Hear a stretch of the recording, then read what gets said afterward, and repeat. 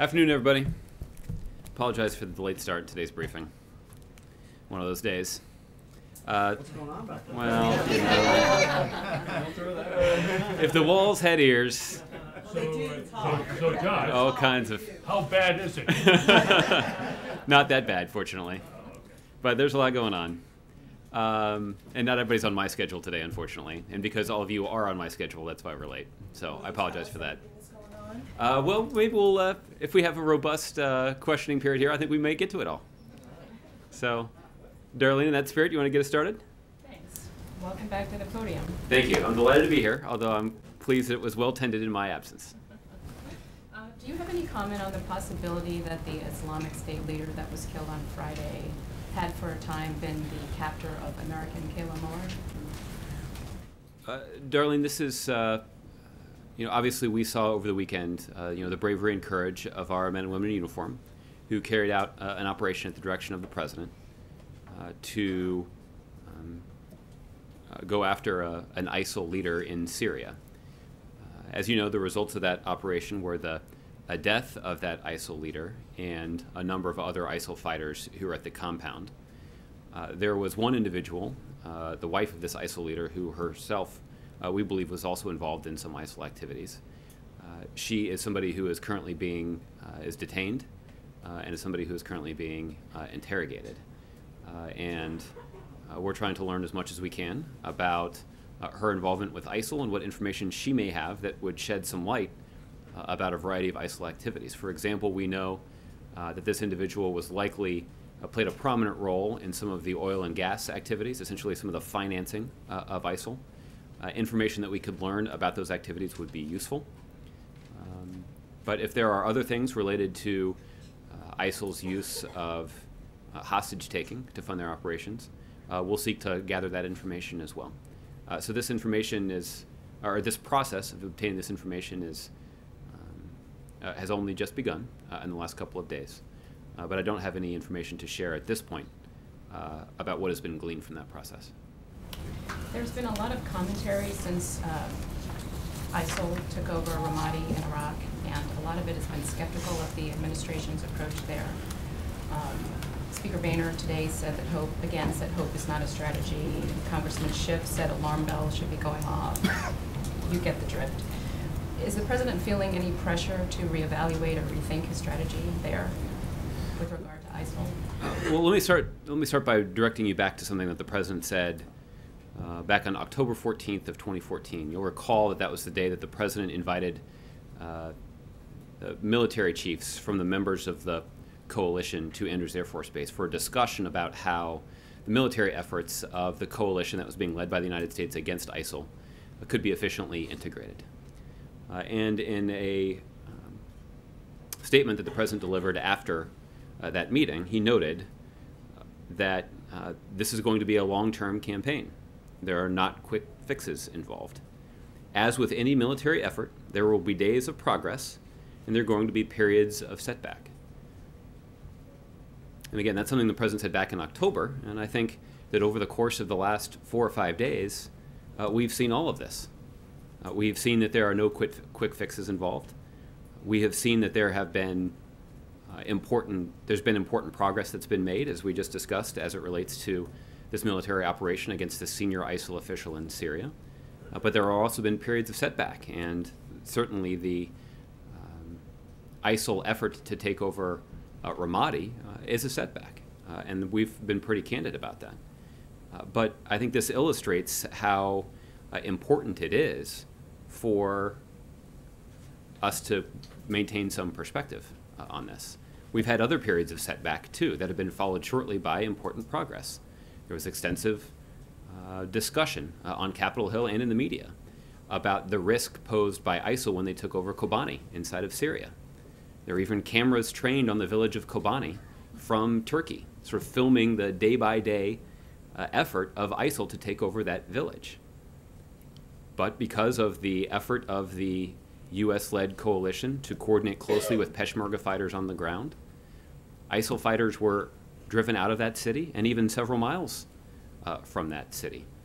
That is an indication that while we have certain periods of setback, that we also have days of progress.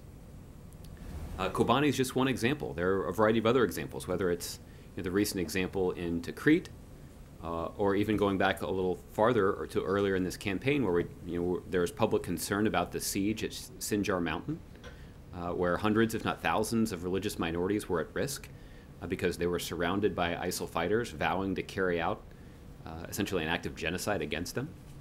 Or even a strategic location like the Mosul Dam, again, an area that's been hotly contested, that briefly was under the control of ISIL fighters, but is now safely in the control of Iraqi security forces because of the support of coalition fighters. So there's been a lot of back and forth, and that's something that we would anticipate we'll see over the course of this military campaign. The last thing I'll say is that the president is always, or I should say is regularly in discussion with his national security team to get updates in terms of the success of the strategy so far. Where are we seeing areas of progress? Where are we seeing areas of setback? And are there things that we can do to tweak the strategy to better reflect those areas of concern, or to capitalize on those elements of our strategy that have worked and apply them in other areas? This is something that the president is mindful of. It's something that he's talking about with his national security team just about every day, including today. On trade, I wanted to switch to trade for a second. With the debate getting ready to move over to the House, could you talk a little bit about the role Nancy Pelosi is playing for the White House? And she has said that she wants to help members get to yes on this. So what is she doing to help you all get to yes? Well, Darlene, you know that the White House has found Leader Pelosi to be an extraordinarily capable partner when it comes to advancing our agenda through the United States Congress. And the working relationship that the White House has established with Leader Pelosi has been effective. And that doesn't mean that the administration and Leader Pelosi agree on every issue. We've had our differences, but our areas of agreement and effective cooperation have far outnumbered those areas where we've disagreed. I know that Leader Pelosi has indicated that she's going to keep an open mind when it comes to trade legislation, and I think that is all that the president has asked, that members of Congress in both parties, frankly, keep an open mind and evaluate these legislative proposals in the context of facts, and to consider carefully those facts before making up one's mind. And we're going to continue to work closely with Leader Pelosi. We're certainly interested in winning over her support, but short of that, we're interested in engaging with members of Congress in the Democratic caucus to consider carefully this legislation that we're trying to advance through the Congress. And we're going to continue to work with her, even if this is one of those rare instances where she does not side with the administration. And then tomorrow, with the president's address to the Coast Guard Academy, can you say if he's going to be making any announcements there? I believe that's his last commencement address this season, if I'm right. Is that right? I believe that's correct, yes.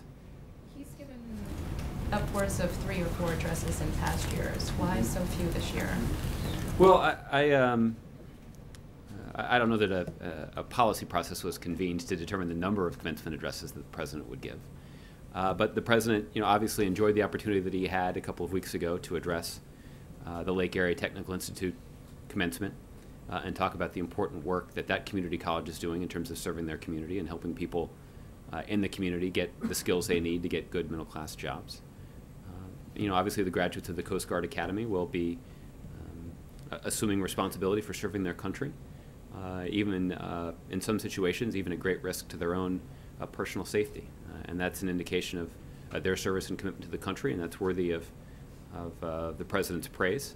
And he's looking forward to the opportunity to give that commencement address. But I don't have any information on why the president didn't have any more thoughts for graduating students this spring. All right, Roberta.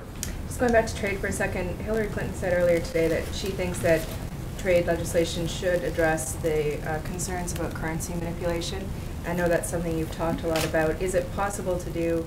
I thought that Secretary Liu today said it would be a poison pill for TPP if it was included. So is the president open to including some kind of currency manipulation language? Or is that really putting Secretary Clinton at odds with the administration and what it's saying? Well, Roberta, what the administration has said, and I believe Secretary Liu has said this as well, is that thus far what the administration has successfully been able to do is to advocate for fair currency policies in a variety of multilateral meetings, whether it's the G7 or the G20 or the IMF meetings. Secretary Liu and other senior officials in the administration, even including the president, have regularly made the case to their counterparts that unfair currency practices should not be pursued. And we have had some success when it comes to China. Their currency has appreciated about 30% over the last 5 years or so. That's an indication that the advocacy of American officials has been effective.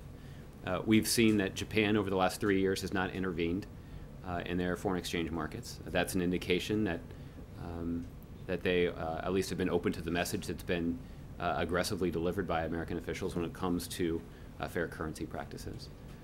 But what we have been concerned about principally has been the need to ensure that the Federal Reserve here in the United States has the independence and the authority to implement monetary policy in a way that they believe is consistent with the best interests of the U.S. economy.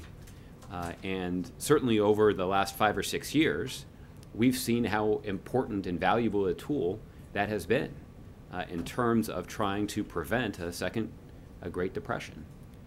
And we have been concerned that some of the currency provisions that some have floated would undermine that independence. And that's why you've seen the administration come out quite strongly against them. There have been other proposals that are much more measured that would talk about the priority that we have placed on ensuring fair currency practices, while at the same time preserving the independence of the Federal Reserve. So the point is that there are some provisions that we strongly oppose, but there are some permutations of these proposals that could earn the administration's support because they wouldn't threaten the independence of the Federal Reserve. Whose permutations are you referring to? Well, obviously, there's at least one provision that has been floated by Senator Portman that would undermine the independence of the Federal Reserve and interfere with the ability of the Federal Reserve to implement monetary policy in a way that would have, or that's in a way that's critical to the stability of the U.S. economy. And the president would certainly not support that kind of provision, and would even take the extraordinary step of vetoing the TPA bill if this amendment were added. And there are, however, other provisions, including one that's sponsored by Senator Bennett, that the administration is still open to considering. On Ramadi, given the setback, does the White House still have confidence that Prime Minister Abadi can pull together the kind of ground response needed to go with the coalition airstrikes? And does the White House still have faith that the Prime Minister can be the kind of inclusive leader that had been hoped for? Well, the strategy that we've seen from Prime Minister Abadi is one that is predicated on a multi-sectarian security force. So what Prime Minister Abadi has done is he's consulted closely with leaders in Anbar province, and this was put to a vote of the Anbar Provincial Council, and they unanimously recommended that Prime Minister Abadi follow through with deploying the Popular Mobilization Forces. These Popular Mobilization Forces do reflect the multi-sectarian nation, or multi-sectarian nature of the nation of Iraq. The Popular Mobilization Forces include some Shia militia, and they include some Shia volunteers, but they also include Sunni volunteers, including tribal fighters from Anbar. That, again, reflects the diversity of the country, and that will be, again, something that we have held up for a long time as part of the criteria that we believe is integral to Iraq's ability to repel the threat from ISIL. what's also important is important that these forces are under the command and control of the Iraqi central government, whether it's through the Prime Minister and through the Secretary of Defense in Iraq.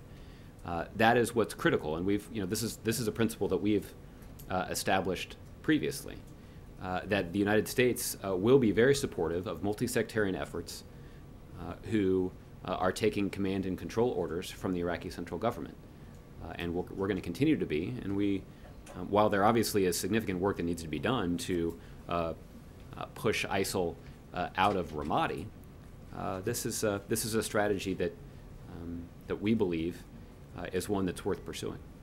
Okay, Jim. Josh, is it safe to assume that the President and Secretary Carter will be talking about ISIS during their meeting this afternoon? Well, I don't have a preview of their meeting to offer. They typically cover a range of topics in the context of their conversation, but I wouldn't be surprised if this came up. Okay. And you said earlier that the President meets with his national security team from time to time to talk about tweaking the strategy with respect to ISIS. I guess the question, though, really is, does the President need a new strategy when it comes to ISIS?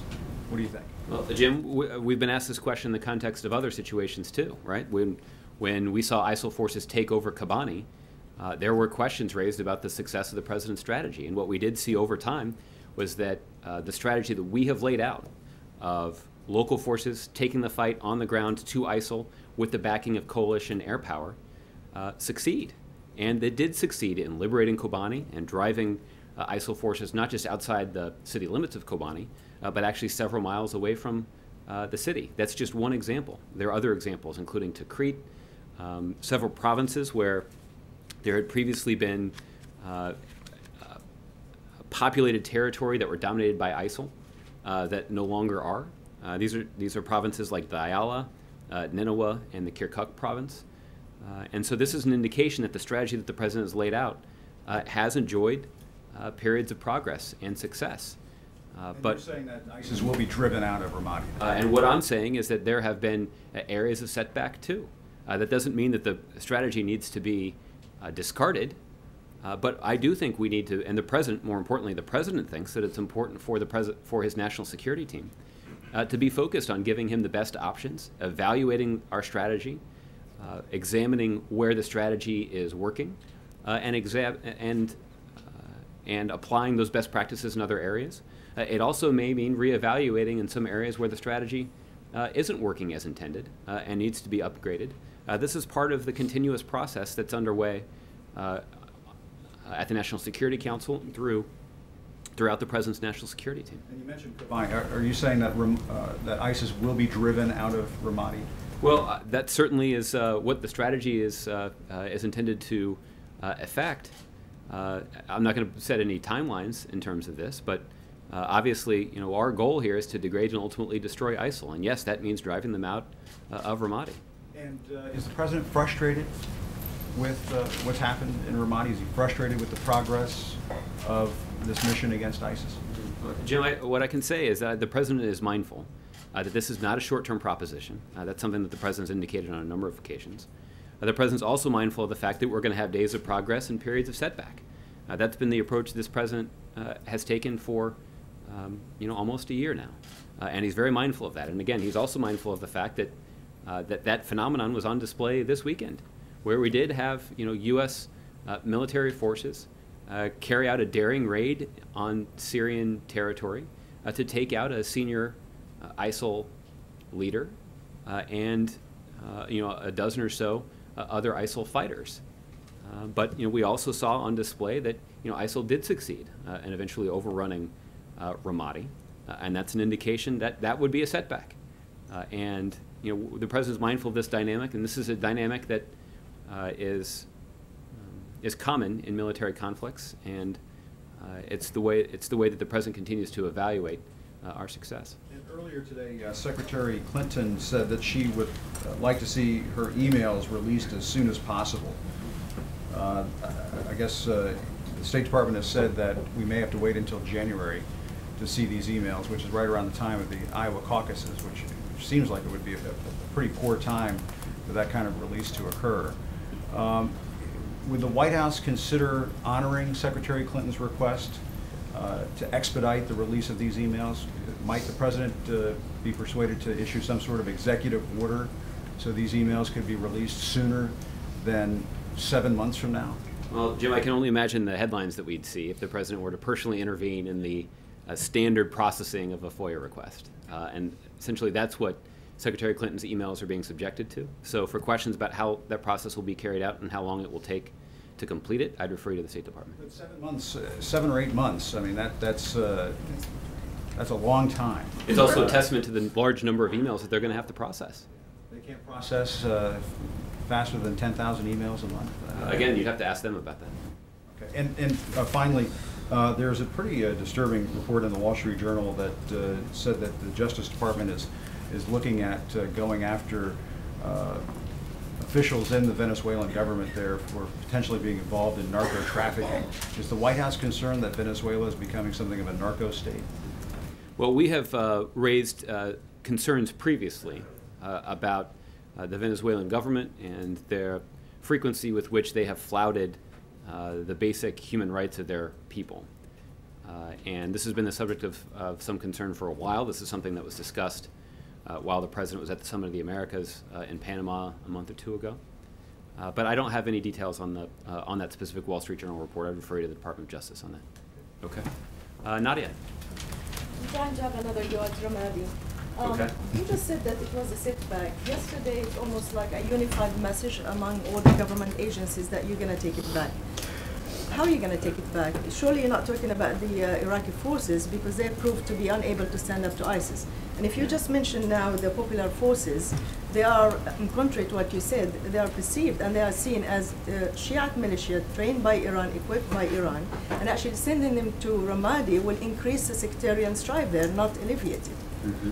Well, let me take your first question first, which is that we have seen that the Iraqi security forces, when backed by coalition air power, have demonstrated some effectiveness on the battlefield. It was the efforts of the Iraqi security forces backed by coalition air power that drove ISIL from Tikrit. That was an important measure of progress. I'll go back to the Kobani example. There was a situation, again, in Kobani where there was a lot of concern that ISIL had successfully threatened and overrun that Syrian village. But Iraqi security forces, in this case, primarily Peshmerga, were backed by coalition air power, and they did succeed in driving ISIL fighters out of that village and essentially out of that area. The same is true at Mosul Dam. We saw a similar dynamic at Mount Sinjar. And there are broad swaths of populated territory in some of those provinces that I named earlier in Iraq, where we have seen Iraqi security forces successfully take the fight on the ground to ISIL and defeat them. That is, or at least push them back. And that is an indication that there is a security force there that we can work with and that can have some success against ISIL. That said, clearly the Iraqi security forces that were mobilized to protect Ramadi did not succeed. And it's an indication that they need some additional reinforcements. And that's what Prime Minister Abadi is considering. Now, as it relates to your second question, the Popular Mobilization Force does include Shia militia, but it also includes some Shia volunteers, and it also includes Sunni volunteers, including tribal fighters. It's a multi-sectarian force, and those forces that have indicated that they will be responsive to orders from the Iraqi central government are forces that the coalition will support. The last thing I'll say about this is that the decision to deploy the Popular Mobilization Force is one that was backed by the Anbar Provincial Council. So obviously, they believe that the Prime Minister is taking the right step here, and they are committed to supporting this decision. This is something that was also put to a vote essentially of Prime Minister Abadi's cabinet that we know also is diverse and reflects the diversity of the nation of Iraq. They strongly supported the deployment of the Popular Mobilization Forces into this effort. So there's a lot of work that needs to get done, and the last couple of days have been a setback for the effort against ISIL.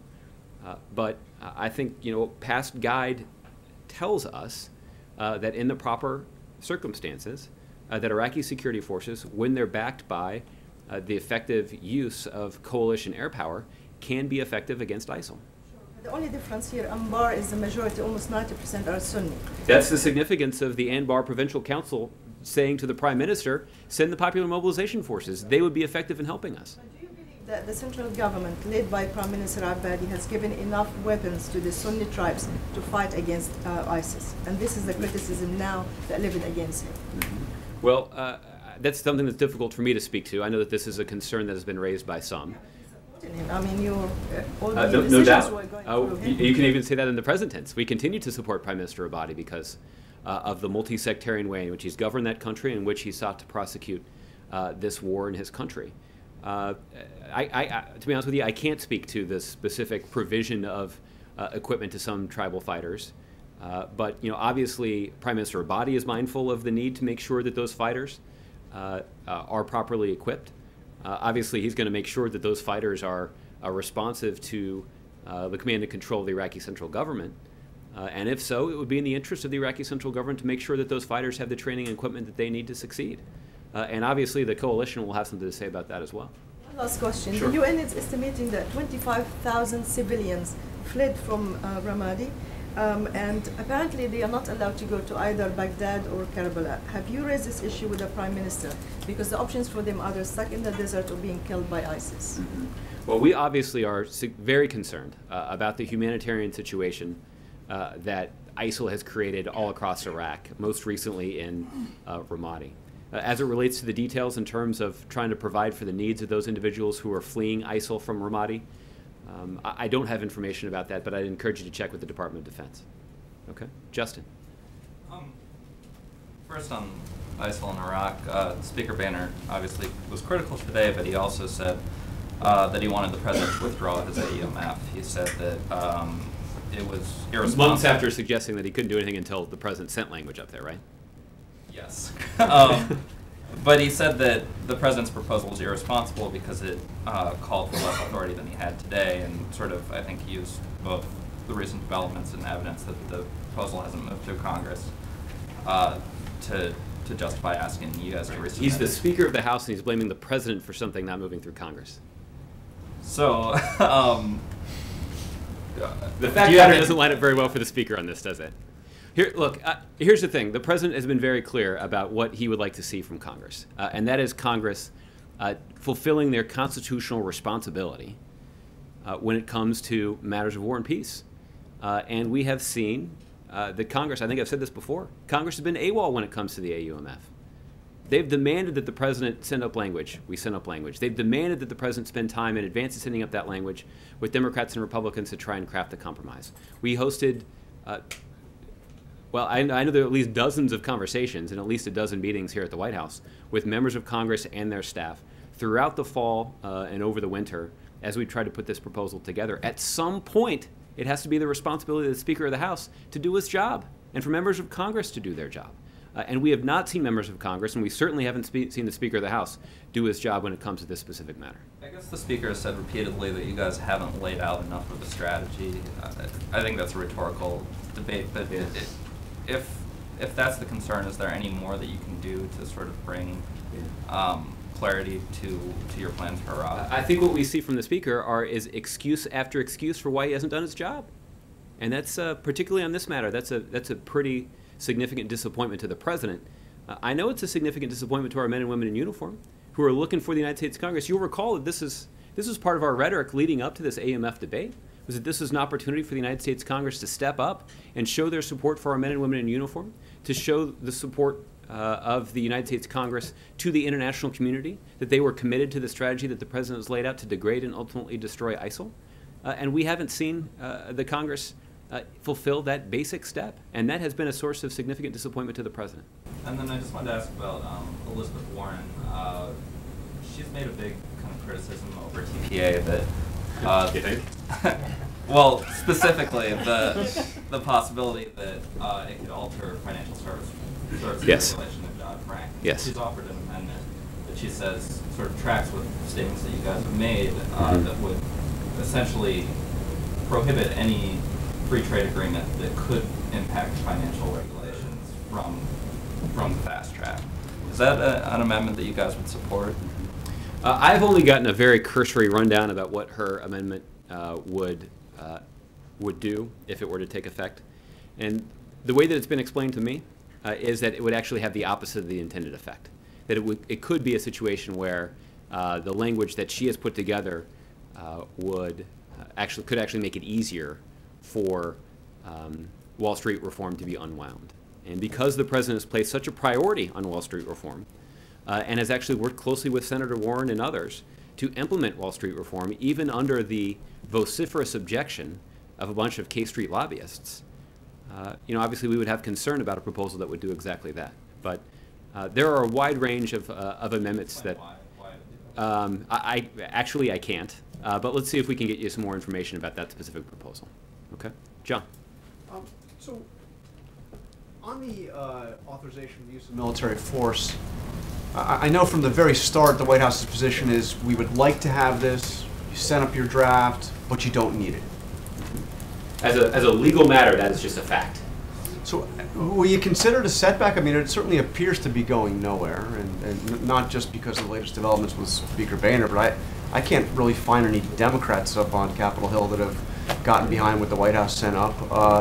Have you is it going to be a major setback if you don't get this as it looks? As I told Justin, I think it would be a significant disappointment if Congress continues to be AWOL when it comes to the AUMF. That for members of Congress to stand up as often as they have and insist that the president respect the role that they have to play when it comes to national security, and for them to demand meetings with the administration that were organized by the administration, to demand language from the administration that the president sent up, to demand that administration officials participate in congressional hearings on this matter, and we sent up the Secretary of Defense and the Secretary of State to testify on it. I mean, at some point, somebody in Congress needs to assume responsibility for this and not just complain about it the whole time. But when you look at all that's happened since the White House sent up the draft of the authorizing the use of military force, you've seen setback after setback. You've seen some successes, but you've seen huge setbacks like we've seen in Ramadi, the most significant. You've seen the reports that ISIL is not only operating in Syria and Iraq, but they are exporting operations to Libya. Doesn't it make sense to say maybe the strategy needs to be overhauled? I mean, since you sent that document up to Capitol Hill, the situation in a whole variety of ways has gotten much worse. Maybe it's time for a different strategy. Well, that's not unreasonable, is it? I think it's a different question. The fact is, and I think I tried to acknowledge this to Jim, is that the president and his team are constantly testing the strategy and evaluating what elements of the strategy are working well and where can those lessons be applied in other areas, and what elements of the strategy aren't having the intended effect and need to be reformed or changed. This is something that the president and his national security team are always focused on, and there are a number of discussions that we've had with members of Congress about this issue. The fact is that it's the responsibility of Congress to send a clear signal to the world, to our enemies, and to our men and women in uniform that the United States Congress is committed to the effort to degrade and ultimately destroy ISIL. And again, when it comes to making their voice heard and fulfilling their constitutional responsibility to do that, Congress and their leadership in both parties has been AWOL. Now, on the overall track record of military operations, of the president's strategy on this, you said we've seen periods of progress and success. Would you say that overall the strategy has been a success?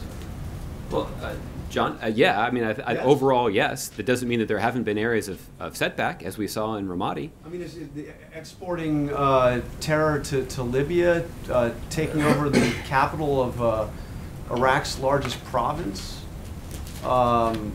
this is overall a success? Well, what we've also seen is a coalition of 60 nations, both in the region and around the world, join the United States in this fight. We've seen a new prime minister take office in Iraq and unite that country and deploy a multi-sectarian security force against ISIL that has succeeded in liberating important areas of Diyala and Babel and Nineveh and the Kirkuk provinces. We've seen important Iraqi security force gains in Tikrit and Ramadi. We've also seen strategic areas like Sinjar Mountain and Mosul Dam, where Iraqi security forces have emerged victorious. So we have seen a lot of success, but we've also seen significant periods of setback, and that's that's part of what a military conflict is going to be, particularly one that's going to be a long-term proposition like this one. Now, in the president's interview with Nadia on Friday, he was asked directly if they think the bloodshed in Syria will end before he's out of office, and he said, I'll be honest, probably not. So was the president essentially acknowledging that he's going to be unable to deal with the situation? He's basically going to leave the mess we've seen in Syria now to the next president? John, the mess we've seen in Syria is one that's been going on for some time, and that's principally the responsibility of the failed leadership of Bashar al-Assad, and that's why the United States and a number of other nations have insisted that he leave that country so that a political transition can take place. We know because of his failed leadership that a vacuum was created, and that did create an opportunity for a group like ISIL to mobilize and to organize in a way that's been very destabilizing to that region, and it's caused a lot of violence to break out. And that's not something that is going to get solved overnight. This is I'm not asking about overnight. Has the president Yeah. given up on solving this situation The before he president hasn't leaves given up on office?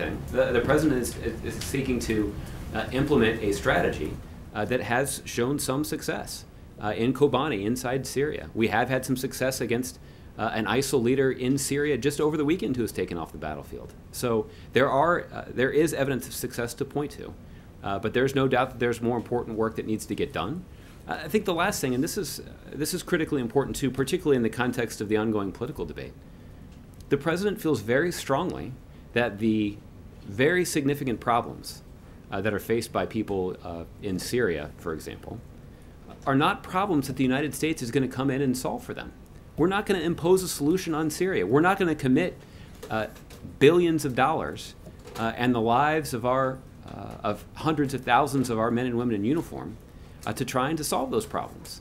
What the United States is going to do under the leadership of this president is mobilize the international community to try to protect the national security interests of the United States.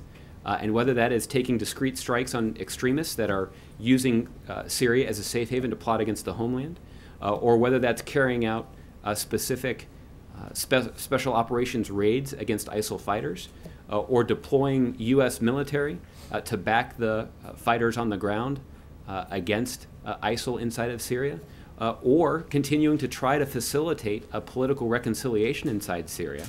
That will be the role of the United States under this president, and the president believes that that's a wise manner to try to protect our interests in that region of the world. Okay, Tommy. Thanks, Josh. I have 3 quick questions for you. First of all, on TPP, Senator Elizabeth Warren put out a report called Broken Promises. I want to know if you guys have any reaction either to the substance of the report or to the fact of it and its, the strength and persistence of this opposition to the deal. Well, I've read some of the news coverage of the report. I actually don't think it was on TPP. I think it was on a range of other trade agreements, in which she believes, according to the report, that certain provisions related to labor standards have not been robustly enforced in a manner that she believes is appropriate. And the response that the president has routinely had when faced with this question has been to say that the TPP agreement that's being negotiated is not NAFTA, and it's not any of these other trade agreements that have been enacted. It's a different one. And what it contains are higher labor standards and environmental standards, and ensures that they are enforceable, that they're written into the agreement. And so those who are concerned with the way that previous trade agreements have been enforced when it comes to labor standards should find TPP something that they can support, because it will include enforceable labor provisions that will be enforced in the same way that other elements of the agreement will be enforced. And the report's called Broken Promises. I know it's not about TPP per se, but the strong implication is that the president is making the same promises that were made before and that he's not going to keep them. Yeah. And this is a wholly different agreement. Secondly, could you describe then Secretary of State Hillary Clinton's involvement in the ongoing TPP negotiations when she was with the administration? Her involvement in the ongoing, she's not involved in the ongoing negotiations. She's no longer a member of the administration. When she was, how would you describe her involvement? Was it? Well, I'm not able to. you- You can check with the State Department on that. I just don't know. Or check with Secretary Clinton's team. Maybe they'll tell you. But Right. I don't have any detailed knowledge of what those kinds of conversations were like. Obviously, she was a part of them, and she's spoken publicly about that. Right. But I can't detail the kinds of meetings that she possibly attended. Well, how would you characterize? I mean, you made some statements a few weeks ago about her involvement in the Iran nuclear deal, and I'm wondering if you have a similar assessment of her involvement. I don't. Again, she talked about that quite a bit publicly when she was the secretary. All right, and finally, last week you said that you thought that Sherrod Brown would find a way to apologize for implying that President Obama was being sexist when he referred to Senator Warren by her first name. Has he found a way to do that? You should ask him. Let's move around. Sharish. Thanks, Josh. What bad consequences, if any, are there if Congress leaves without renewing or in some way amending Section 215? That's a good question. As you know, the Patriot Act is scheduled to expire at the end of this month. And the Patriot Act includes a number of important provisions that give our national security professionals the tools they need to protect the homeland and to protect the American people.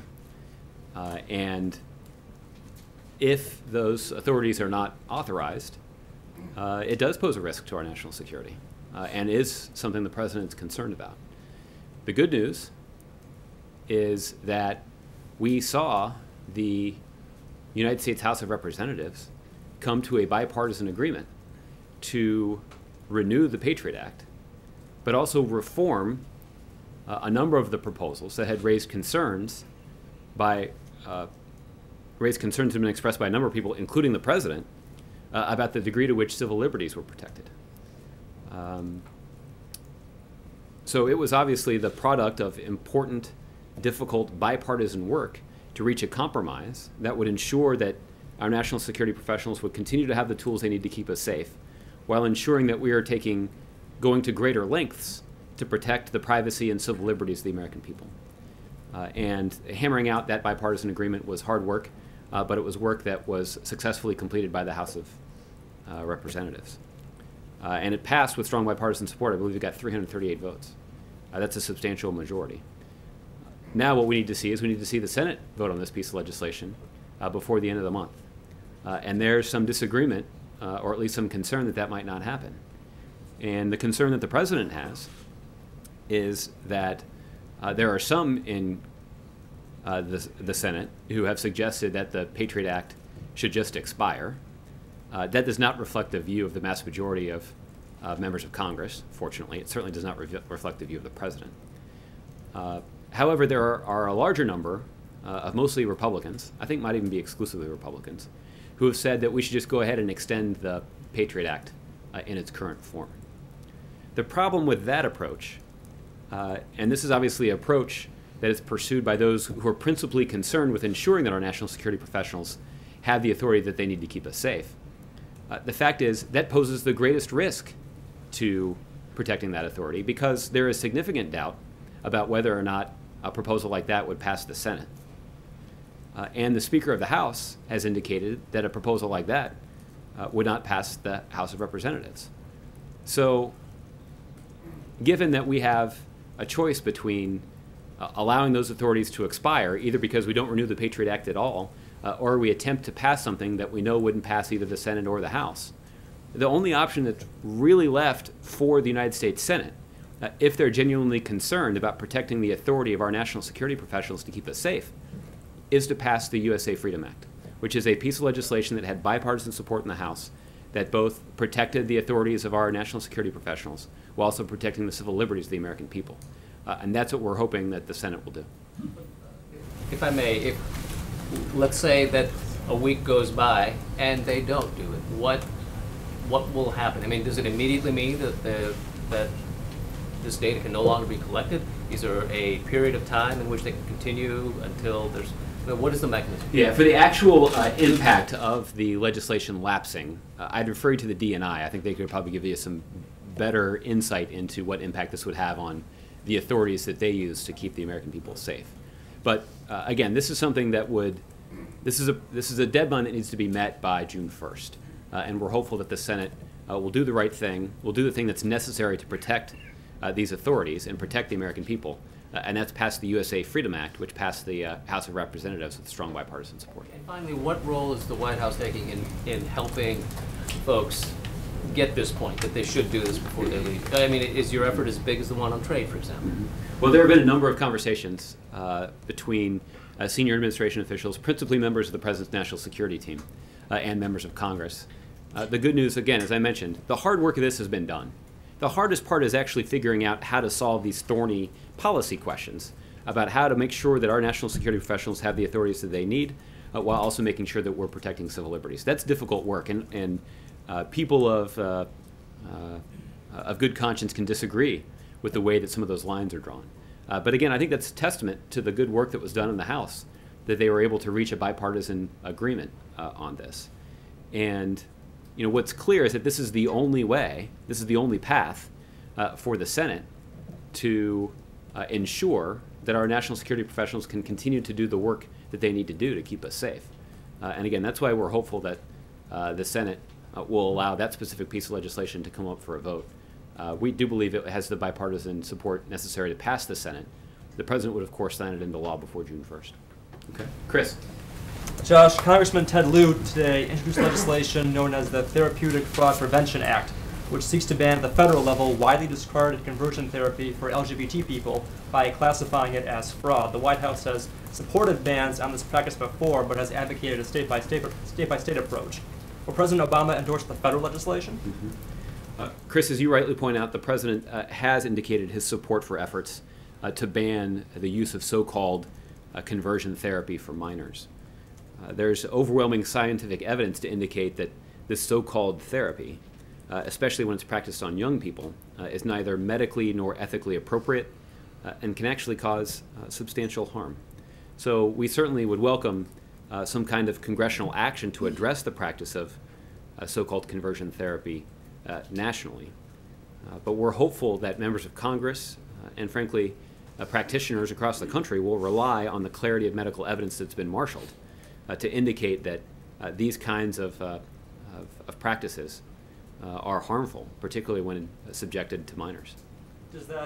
Does welcoming congressional action, does that classify as endorsement of this bill that was introduced by the congressman? Well, I haven't taken a close look at this specific legislation, so I'm not in a position to offer a specific endorsement of the bill, but I can say as a general matter, given the President's strong opposition to so-called conversion therapy that he's previously articulated, we would welcome congressional action that's consistent with the views the President's expressed on this. Okay. Carol. Last month at a speech at National University, the Vice President said that the Islamic State's momentum in Iraq has halted and in many places has been flat out reversed. How do you justify a statement like that given what's transpired this week? And why should people have confidence in the President's strategy, particularly as you just said, it's not under any sort of new review, when statements like that are undermined within weeks? Well, again, Carol, I think what the Vice President has said is entirely consistent with what I and others have said about our efforts in Iraq. And it's certainly consistent with what the President said back on October 14th, 2014. As with any military effort, there will be days of progress, and there are going to be periods of setback. That's what the President said in October of 2014, and that's certainly what we've seen over the course of the last 4 or 5 days, where we enjoyed this progress by taking an ISIL leader off the battlefield. That's a testament to the bravery and skill of our men and women in uniform. But you know, we've also seen this setback in Ramadi, and that's an indication that that Iraqi security forces need to retool their efforts. And we've seen that Prime Minister Abadi, with the consent of the Anbar Provincial Council and with the support of his entire cabinet, is prepared to send the popular mobilization forces to that area to augment the troop presence in and around Ramadi. And with the backing of coalition air power, we're optimistic about their chances. But that's not something that's going to happen overnight. But when it does happen, I hope we have the same opportunity to discuss it rather robustly that we're having today. So let's take one statement that you guys currently say, that Baghdad is safe.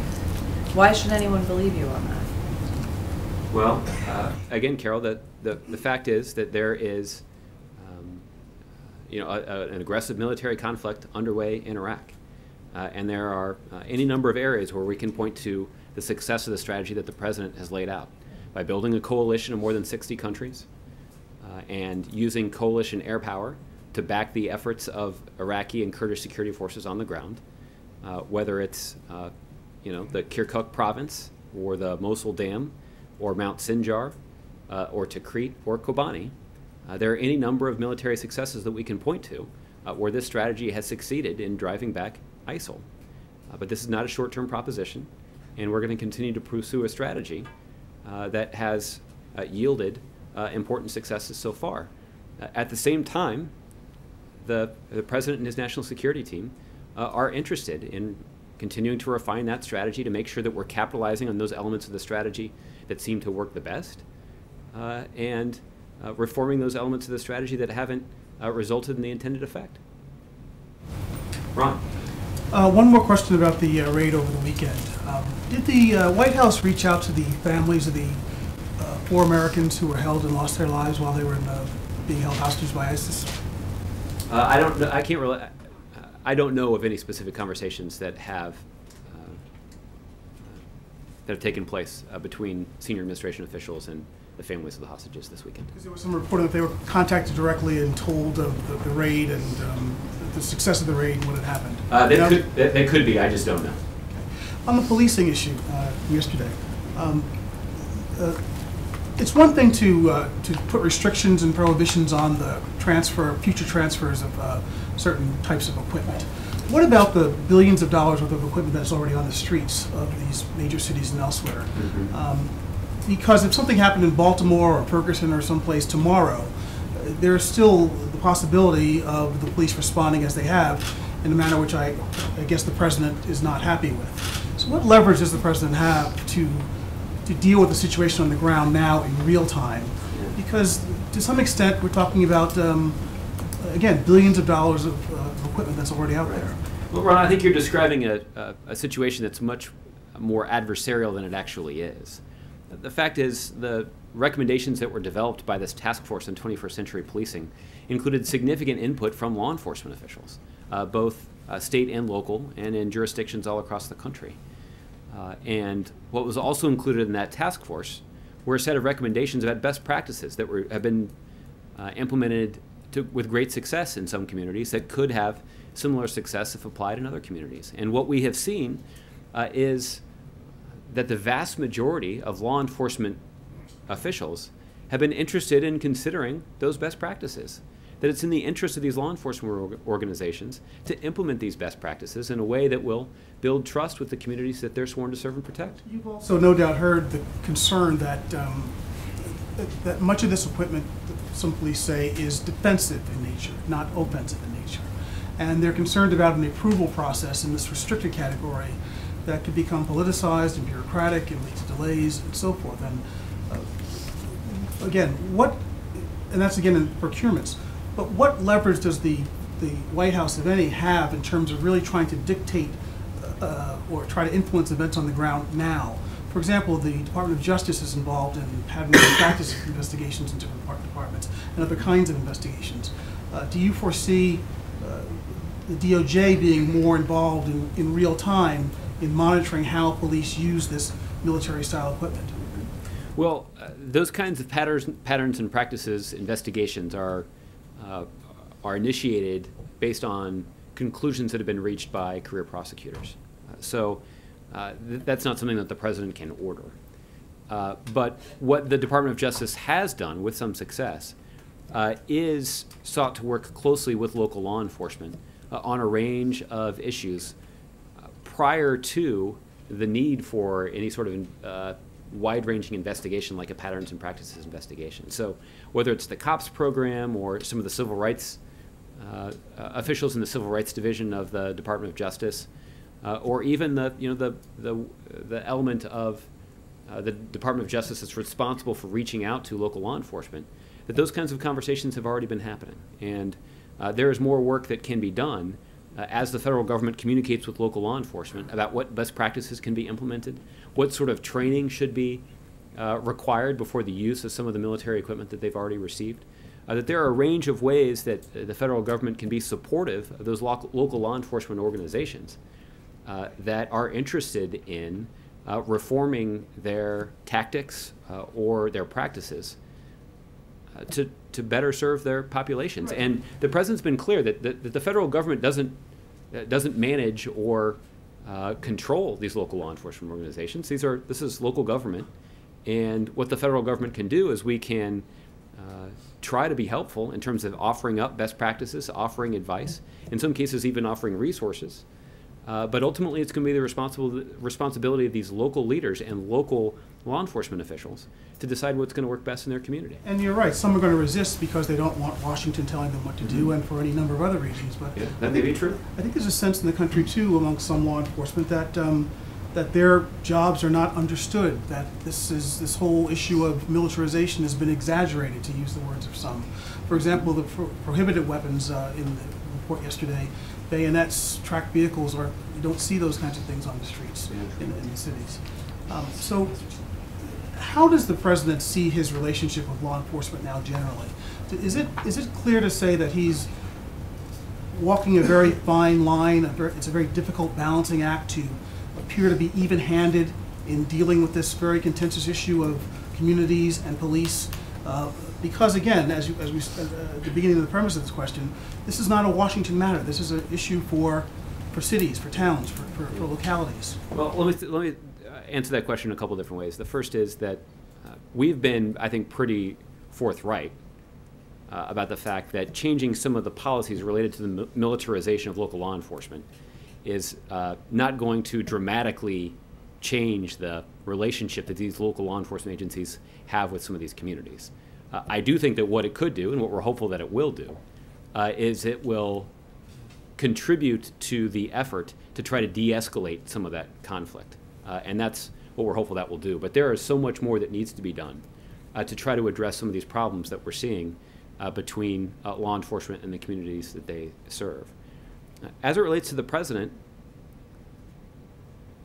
there's no question, and the president has talked about this, that the kinds of policy considerations at stake here are extraordinarily complicated. And that trying to implement the kinds of policies that we know will meet the needs of these communities are difficult, even on their own. They're only more difficult when you consider that you have Republican majorities in Congress that are pretty resistant to trying to address some of the basic challenges that are facing many of our urban communities right now. But it's not at all hard for the president to say, as he has on many occasions, how much respect he has for the vast majority of law enforcement officers in this country who are doing the right thing and who are doing a really good job. The president was just in Camden yesterday where he was touting the efforts of that police force, even in a very dangerous neighborhood. And the impact that their efforts have had on the local crime rate, on violent crime, on shootings, has been rather extraordinary. And as the president said, if they can do it in Camden, you can do it anywhere. Well, one thing they did in Camden was they eliminated the local police department and brought in the county police department with a unit to take over, which is very, very controversial.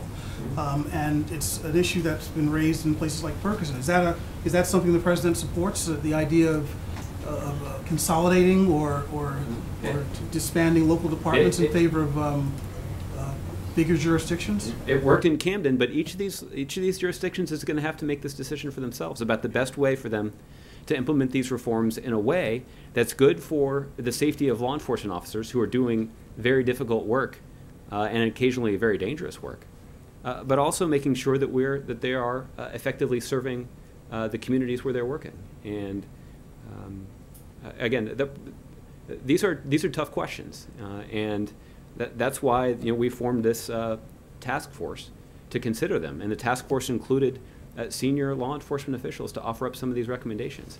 But it's not at all hard for the president to indicate his full-throated support for the vast majority of men and women in local law enforcement agencies across the country who are doing excellent, and in some cases even heroic work.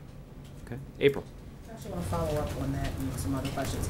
The White House watched every night with Ferguson and saw the military equipment, saw the tear gas. And then months later, the next year, you had Baltimore. Was Baltimore more of the impetus for the president to say, now it's time for us to go on and ban some of these the pieces of military equipment when it comes to these riots that are an outgrowth of police-involved killings of black males? No, this is a process that had started several months ago. Well, why not then instead of now, after Baltimore? I mean, there was a robust debate, as you like to say, about that right after Ferguson. Because this was an intensive process where the members of the task force took very seriously their responsibilities to meet with people all across the country to talk about these issues. There were a number of working group sessions that were convened around the country to take a look at these issues, and they took their work very seriously, and they didn't want to rush something through. They actually wanted to put together, in a timely fashion, a very solid set of recommendations that could be helpful to law enforcement organizations across the country. And we're hopeful, and I think we've seen early indications are that local law enforcement agencies take these recommendations seriously, and that's what we want them to do. I'm going to ask you something that has not happened yet, and it's not a hypothetical, but it's real. But it hasn't happened yet. Exactly. Okay. But unfortunately, we've seen, in the last year or so, a lot of killings by police-involved killings of African-American men. And unfortunately, there's a pattern and it could happen again. Does this White House believe that this ban will help take down the temperature, lessen the tension when it comes to communities and police when a situation like this happens in the near future? Well, we're certainly hopeful that this will have the effect of reducing violence, regardless of who those victims are.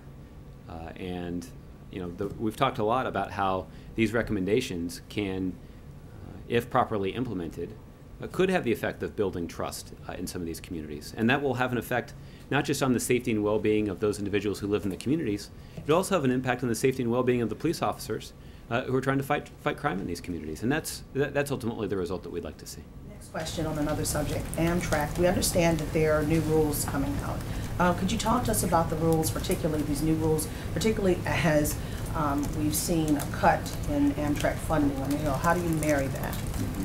Well, I know that there have been some rules that were announced over the weekend by the Federal Railroad Administration, and they included the use of automatic train control by all Amtrak trains in the Northeast Corridor.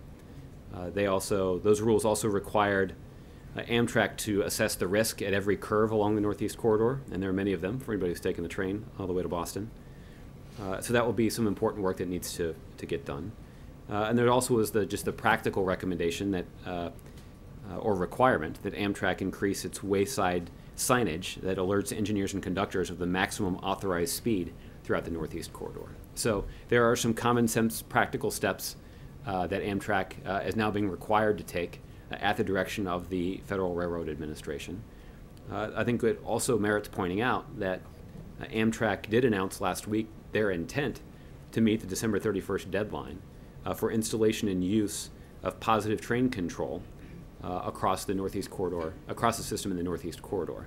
That's a more advanced system that can prevent, or at least could contribute to preventing, crashes like the one that we saw last week. Is there irony in the fact that you had this horrific crash, deadly crash, and then there was a chance to increase funding and it was cut? Well, again, the president has been a longtime advocate for investments in our infrastructure, and I do think it is too early to say what sort of funding needs to be assessed in order to prevent a crash exactly like the one that we saw occurred last week, simply because it's not exactly clear what caused the crash that occurred last week. But what the president has said, and I've had the opportunity to say this too, that setting aside the tragic incident from last week, Congress needs to accept responsibility for properly funding our infrastructure. That'd be good for our economy. It certainly would be good as a general matter for passenger safety. And there's no good excuse for Republicans continuing to block it, particularly when you consider that these kinds of investments in the past have been considered a bipartisan priority. Last question on another subject. You're talking about ISIL in Iraq, and we're hearing more about activities in Africa when it comes to ISIL, and we're also hearing about other terror groups in Africa. Is there a concern about the president's trip in July as it relates to increased noise or increased news about terrorist activity in Africa? You mean, are you essentially asking if the president's trip would to Africa? Concern about his trip to Kenya, a place that has, I mean, he's not going to the place where the terrorist activity happened, but is there a concern about the president now with more information about ISIL, Boko Haram in that area? I see. Are you asking a question about the president's safety? Yes. Okay. I'm confident that the necessary steps will be taken to ensure that the president can travel safely to Africa. So the trip is definitely still on? I don't have any scheduling changes to announce at this point. Kevin.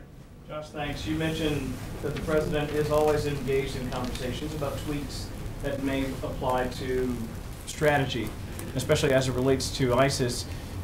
Is there robust consideration in that conversation about increased troop levels in Iraq, for example?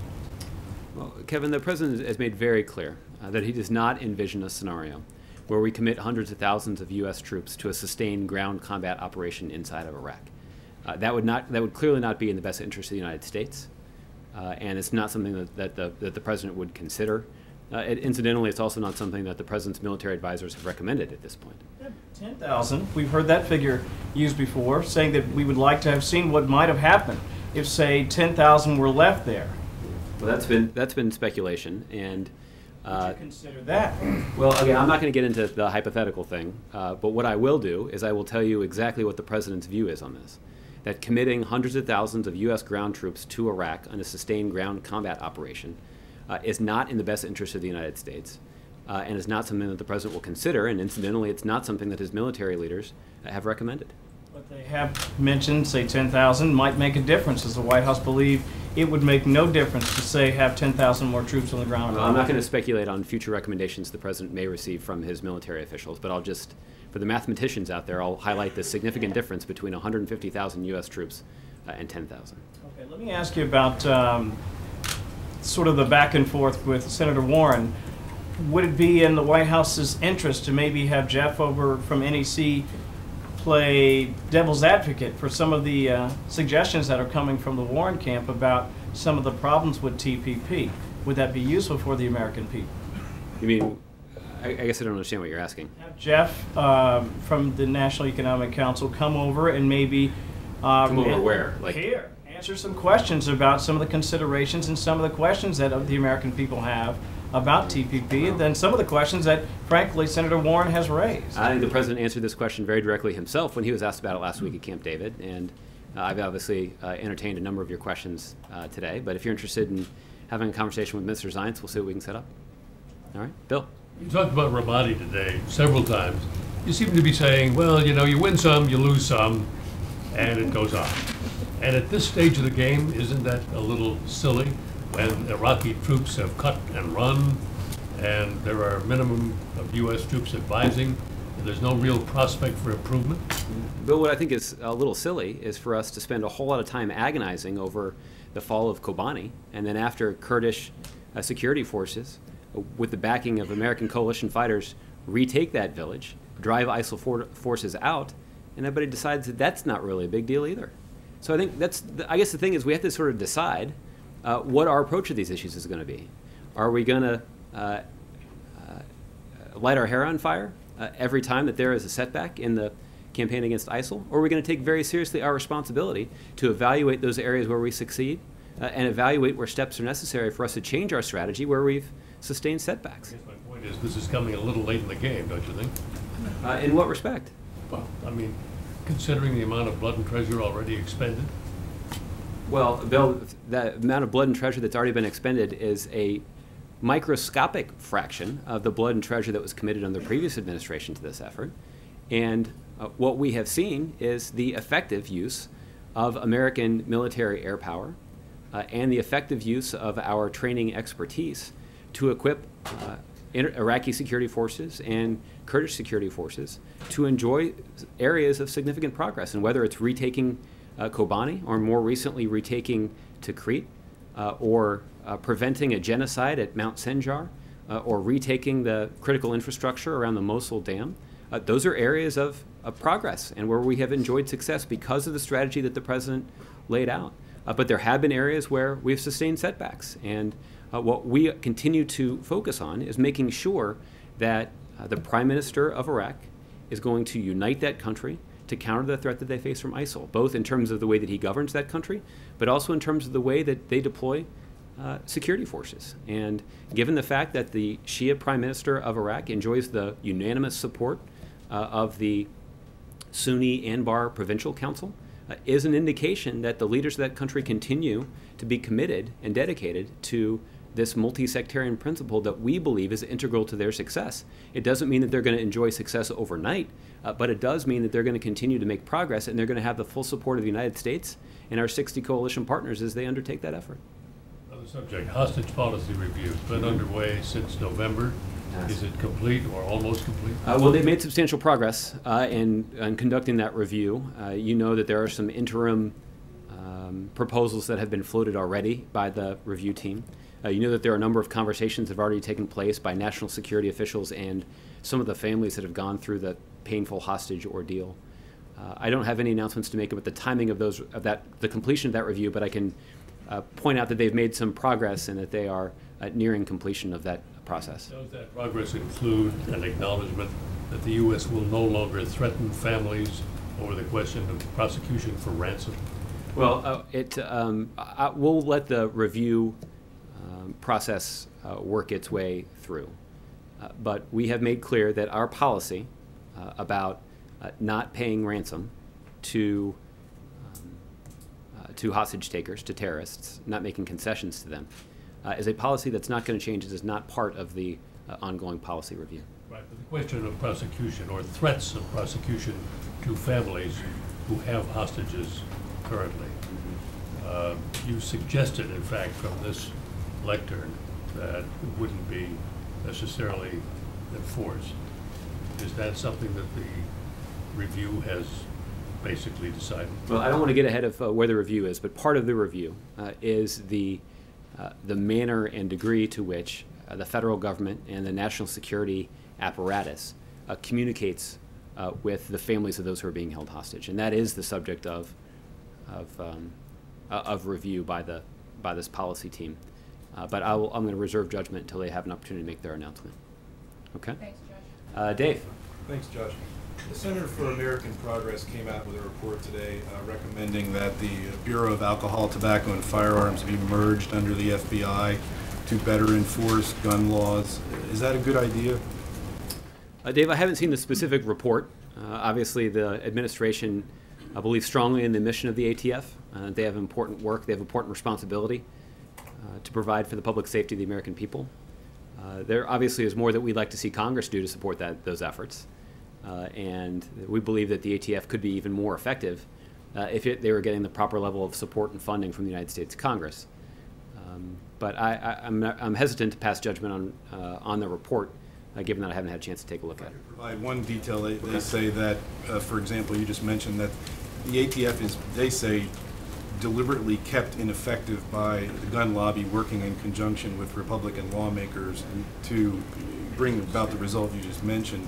Does the president subscribe to that view, and does he feel that this proposal might bring about a better result from his end? I haven't asked him that direct question, but that certainly is consistent with the kinds of cynical political tactics that we've seen Republicans use in the past when it comes to other things. So, but again, I haven't taken a look at the report to pass final judgment on it. Okay, Olivier, I'll give you the last one. Thanks, Josh. I hope you'll humor me and take two of them, but I'll give you the last two. Thank you. So you've urged us not to light our hair on fire in response to individual setbacks, not get overexcited about individual successes in this strategy, which I guess raises the question of what are the metrics for long-term success? Like how are you guys, when you look at this strategy, how can we tell if it's working? If every individual success is just an individual success and every individual setback can't be judged, you can't judge the direction of the policy, how do you guys decide that things are working? Yeah, I think it's an entirely fair question. Let me tell you, there are a couple of different ways for us to evaluate this. The first is continuing to maintain the support of the 60 members of our coalition is one indication of our success. if we've been able to successfully persuade 60 other countries around the globe that they should continue to contribute to this effort, that would be an indication that there's strong international support for the progress that we're making. The second thing is that our strategy is predicated on the multi-sectarian governance of Iraq's political leaders. And while we cannot make decisions for them about how they govern that country, our success is dependent upon the nation of Iraq governing that country in a way that unites the country so that they can face down this threat that they face from ISIL. As a more practical matter, I guess, I think the other metric that I would point you to is something that the Department of Defense has cited when it comes to the amount of territory that was where ISIL had previously operated, but now no longer can safely operate. And I think the latest tally I've heard is between 20 and 25% of territory where ISIL previously operated, they can no longer safely do so. And that is an indication, and I think that's consistent with the dynamic that we've been talking about here, which is that there is measurable progress in terms of pushing back ISIL. But it's not going to be a short-term proposition. It's been marked by periods of setback.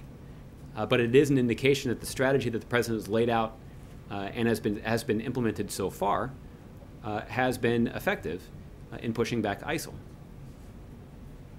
Swinging somewhat abruptly to another theater, how concerned is the President about the prospects for a springtime Russian or Russian-backed offensive in Ukraine? We've been concerned for some time that the Russian government continues to violate the terms of the Minsk agreement that they signed on to. That's a message that we've been disappointed by their failure to live up to their commitments. And that's a message that's been delivered directly by the Secretary of State to President Putin. That's also a message that we've delivered publicly on a number of occasions. And we continue to be concerned about the flow of material across the border between Russia and Ukraine. We continue to be concerned about reports that Russian troops are continuing to move across the border and that they're fighting in support of the separatists in eastern Ukraine. That's a dynamic that has put innocent civilians in danger, and it's resulted in the death of many members of the Ukrainian military. So the United States and our partners in Europe do continue to be concerned about Russia's destabilizing activity in Ukraine, and we are closely monitoring that situation to detect evidence of escalation. But what's also true is that the United States and our European partners are resolute about the set of sanctions that have been imposed against Russia, and we have seen that those sanctions have imposed an economic cost on the government for their destabilizing activities in Ukraine. And I'm confident that this will be the subject of continued conversation when the President travels to Germany in the G7 meeting at the beginning of next month. I guess I was asking about that evidence of escalation and whether you have seen recent evidence of escalation and how concerned you are about this sort of narrow-ish window for a possible offensive, either backed by the Russians or led by the Russians. Or I don't have any security analysis to share with you from here about evidence of escalation, but we continue to be aware of the Russia's consistent practice that does continue of moving material across the border, of finding creative ways to support the Russian-backed separatists in a way that has led to more bloodshed, both by civilians in Ukraine, but also by members of the Ukrainian military. All right. Thanks, everybody. Have a good one.